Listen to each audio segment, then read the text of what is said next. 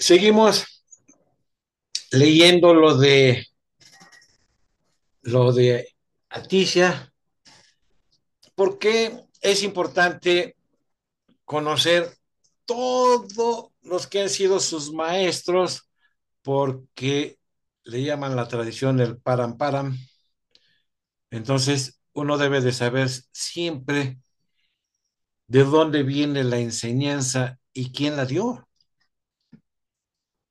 Eso es algo que, que se enseña muchísimo, que siempre nosotros tengamos en cuenta y saber quién es el maestro que está diciendo. Aquí hemos estado escuchando que han habido muchísimos maestros y bueno, pues no es tan sencillo como pudiéramos nosotros nada más imaginarnos, es que me lo dijo fulano o lo dijo eh, sultano. En el glosario teosófico, bueno, la información es muy vasta, pero yo nada más tengo esto porque tenemos muy poco tiempo. Y dice, parampara es una palabra en sánscrito y significa sucesión, continuidad, tradición, orden, método, etcétera. Eh, si ustedes tienen la oportunidad de ver los videos de su santidad el Dalai Lama o de su santidad el Rinpoche o de todos los grandes maestros del budismo tibetano, de Mahayana, verán que siempre hablan ellos de esto. Siempre se van a referir precisamente porque esa es la tradición. Eso es lo que nosotros debemos de darnos cuenta y de saber, porque nosotros somos occidentales. Nosotros no sabemos nada más, nada. Solo sé que no sé nada, punto, no sabemos nada. Entonces, lo importante es estar escuchando cómo grandes maestros lo fueron a él instruyendo para que llegara a ser lo que llegó a ser. Escucharon también ustedes, que ahorita que lo estaba yo, o en la cápsula anterior, que lo estaba yo leyendo, un maestro le dijo, sí, pero tienes que estarte aquí 12 años. Nosotros queremos ser inmediatamente discípulos. De la noche a la mañana, ¡param! Harry Potter saca su varita y ¡pum! Somos discípulos. Eso es imposible. Es imposible. Son vidas, vidas, vidas, vidas y vidas. Por eso es que estamos oyendo que habla que el maestro tal, que el maestro que el maestro tal. Por eso llegan a ser versados, pero en serio versados en lo que están diciendo. Recuerden que estamos leyendo Budismo Moderno, El Camino de la Compasión y la Sabiduría de Geshe Kelsang Gyatso. Comparto otra imagen de meditación totalmente, porque él habla de la meditación. Recuerden que les dije que yo me quedaba y cortaba tantito en la cápsula anterior, porque es muy extenso lo que se está leyendo aquí, y retomo en donde nos quedamos en la cápsula anterior y dice, los logros de la concentración y la sabiduría superiores se dividen en comunes y extraordinarios. Los comunes son aquellos que alcanzan tanto los practicantes del sutra como los del tantra, mientras que los extraordinarios solo los pueden alcanzar estos últimos. Gracias al adiestramiento en la concentración superior, Atisha logró la realización común de la concentración, de la permanencia apacible y como resultado adquirió clarividencia, poderes sobrenaturales y las virtudes comunes. También alcanzó concentraciones extraordinarias como las de las etapas de generación y de consumación del mantra secreto. Adiestrándose en la sabiduría superior, logró las realizaciones comunes de la vacuidad y las extraordinarias de la luz clara ejemplar y la luz clara significativa del mantra secreto. Atisha dominaba con maestría tanto las enseñanzas hinayanas como las mahayanas, y era respetado por los maestros de ambas tradiciones. Era como un rey, la joya de la corona de los budistas indios, y se le consideraba como un segundo Buda. Antes de la aparición de Atisha, el 37º rey del Tíbet, Trinzong Densen, aproximadamente 754-797 después de Cristo, invitó a Padmasambhava, a Shantarashita y a otros maestros budistas a que fueran de la India al Tíbet a enseñar el Dharma. Y gracias a la labor de estos dos grandes maestros, floreció el Dharma puro. Años después, otro rey tibetano llamado Lang Dharma, aproximadamente en el año 836 después de Cristo, destruyó el Dharma puro en el Tíbet y abolió la Sangha. Hasta entonces, la mayoría de los reyes habían sido religiosos, pero durante el reinado del malvado Lang Dharma, el Tíbet sufrió un periodo de oscuridad espiritual. Unos 70 años después de su muerte, el Dharma comenzó a florecer de nuevo en el norte del Tíbet, gracias a los esfuerzos de grandes maestros como el traductor Rinchen Sangpo, y en el sur gracias a la labor de un gran lama llamado Gompa Rapsel. Poco a poco el Dharma fue difundiéndose también por el centro del país. En aquella época no se sabía practicar correctamente la unión del Sutra y el Tantra. Se pensaba que estas dos prácticas eran contradictorias como el agua y el fuego. Cuando los practicantes se adiestraban en el Sutra, abandonaban el Tantra, y cuando se adiestraban en el Tantra, abandonaban el Sutra. Incluso las reglas del Vinaya de la India llegaron falsos gurús, que lo único que buscaban era el oro que abundaba en el Tíbet, fingiendo ser guías espirituales y grandes yogis. Introdujeron artes perversas como la magia negra, la creación de apariciones, prácticas sexuales y el asesinato por medio de rituales que se extendieron por todo el país. Un rey llamado Yese O y su sobrino Yang Shub O, que vivían en Nagari, en el Tíbet occidental, estaban muy preocupados por lo que ocurría en su país. El rey se lamentaba al pensar en la pureza del Dharma que se había practicado en el pasado, comparado con el Dharma impuro que prevalecía en ese momento.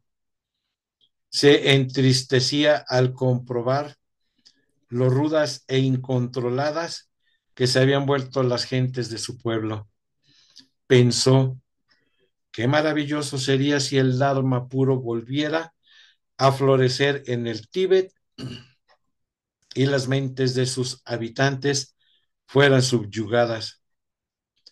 Para cumplir su deseo, envió a varios tibetanos a la India para que aprendieran el sánscrito y se adiestrasen en el Dharma. Muchos de ellos no sobrevivieron al clima tan caluroso de ese país, pero los pocos que lo consiguieron aprendieron el sánscrito y se adiestraron correctamente en el Dharma. Entre ellos se encontraba el traductor Rinchen Sangpo, que recibió numerosas instrucciones y después regresó al Tíbet. Como aquel plan no había tenido el éxito esperado, YSO decidió invitar a un auténtico maestro de la India. Para ello, envió a un grupo de tibetanos a aquel país con una gran cantidad de oro y la misión de encontrar al guía espiritual más cualificado de la India. Además, les aconsejó que estudiaran el Dharma y aprendieran el sánscrito a la perfección. A fin de conseguir sus objetivos, estos tibetanos tuvieron que soportar las asperezas del clima y las dificultades del viaje. Algunos de ellos llegaron a ser famosos traductores. Tradujeron numerosas escrituras y se las enviaron al rey, que las recibió muy complacido. Cuando volvieron al Tíbet, le dijeron a YSO: en la India hay muchos maestros budistas eruditos, pero el más distinguido y sublime es Dipankara Shirihana. Nos gustaría poder invitarlo al Tíbet, pero en la India tiene miles de discípulos. Al oír el nombre Dipankara Shirihana, YSO se llenó de alegría y decidió invitar a aquel gran maestro al Tíbet, puesto que se había gastado casi todo el oro que poseía y necesitaba más para poder invitar a Dipankara Shirihana. El rey organizó una expedición en busca del preciado metal. Al llegar a una de las fronteras de su reino, un rey hostil no budista lo apresó y lo encerró en la cárcel. Cuando las noticias de lo sucedido llegaron a oídos de su sobrino, Yang Shup-o, este pensó: soy lo suficientemente poderoso como para luchar contra este rey, pero si le declaro la guerra, mucha gente sufrirá y tendré que cometer muchas acciones perjudiciales. Decidió apelar al rey para que dejara a su tío en libertad, pero el rey contestó: solo liberaré a tu tío si te conviertes en mi vasallo o me traes su peso en oro. Con grandes dificultades, Yang Shup-o consiguió reunir tanto oro como el peso de su tío, excepto la cabeza, puesto que el rey exigía el resto del tributo. Yang Shup-o hizo los preparativos para salir en busca de más oro. Pero antes de emprender el viaje fue a visitar a su tío. Encontró a Jesse-O físicamente débil, pero con un buen estado de ánimo. A través de los barrotes de la celda le dijo: pronto estarás libre porque he conseguido casi todo el oro. Jesse-O contestó: por favor, no me trates como si fuera una persona importante. No le des el oro a este depravado rey. Envíalo a la India y ofrécelo a Dipankara Shirihana. Este es mi mayor deseo.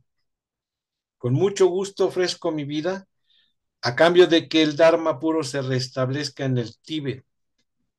Por favor, envía este mensaje a Dipankara Shirihana.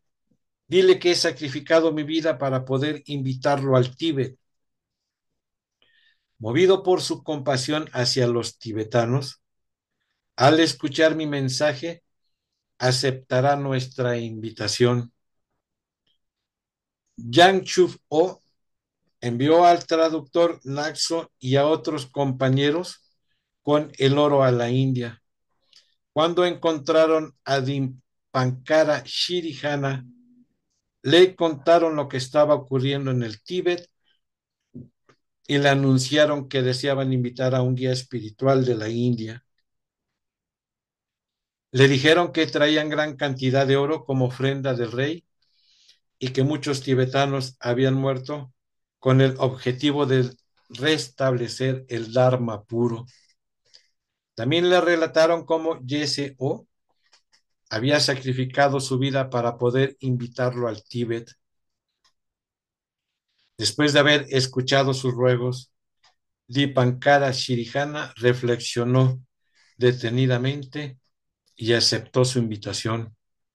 Aunque tenía muchos discípulos en la India y trabajaba sin descanso en ese país para difundir el Dharma, sabía que en el Tíbet no existía una doctrina pura. Recibió una predicción de Aryatara que decía que si se marchaba al Tíbet, beneficiaría a innumerables seres sintientes. Su corazón se llenó de compasión al pensar en todos los tibetanos que habían muerto en la India y en particular se quedó muy conmovido por el sacrificio de Yese O. Dipankara Shiriyana tuvo que hacer el viaje al Tíbet en secreto, porque si sus discípulos en la India lo hubieran sabido, se lo habrían impedido. Les dijo que se iba de peregrinación al Nepal, pero desde allí se desplazó al Tíbet. Cuando sus discípulos indios se dieron cuenta de que no iba a volver, se quejaron diciendo que los tibetanos eran unos ladrones que les habían robado a su guía espiritual, puesto que en aquellos tiempos se tenía la costumbre que todavía existe de recibir con honores a los invitados distinguidos. Yang Shub-o envió a la frontera un séquito de 300 hombres a caballo, muchos de ellos eminentes tibetanos, para que le dieran la bienvenida y le ofrecieran un caballo a fin de facilitarle el difícil viaje hasta Nanyari. Atisha cabalgaba en el centro de los 300 jinetes y gracias a sus poderes sobrenaturales iba sentado a la altura de un codo por encima del caballo. Al verlo montar de este modo, los escépticos generaron fe sincera en él y todos decían que el segundo Buda había llegado al Tíbet. Cuando Atisha llegó a Nayari, Yanchu O le suplicó: oh compasivo Atisha, por favor imparte instrucciones que ayuden al pueblo tibetano. Danos consejos que todos podamos seguir. Imparte enseñanzas especiales para que aprendamos a practicar en unión de todos los caminos del Sutra y el Tantra. Para satisfacer sus deseos, Atisha compuso y enseñó el texto La lámpara del camino hacia la iluminación, el primer texto escrito de las etapas del camino. El Lam Rim dio estas enseñanzas por primera vez en Nahari y más tarde en la parte central del Tíbet. Muchos de los discípulos que las escucharon adquirieron gran sabiduría. Bueno, escuchamos y leemos todas estas enseñanzas y bueno, en lo personal sigue uno diciendo qué tan lejos.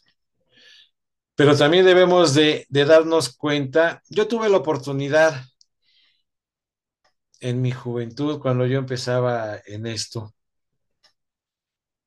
no voy a decir nada de lo que no deba de decir. Y se llegaba muy poco, llegaban muy pocos monjes tibetanos. Tuve la oportunidad de ver por primera vez a su santidad el Dalai Lama venir a México.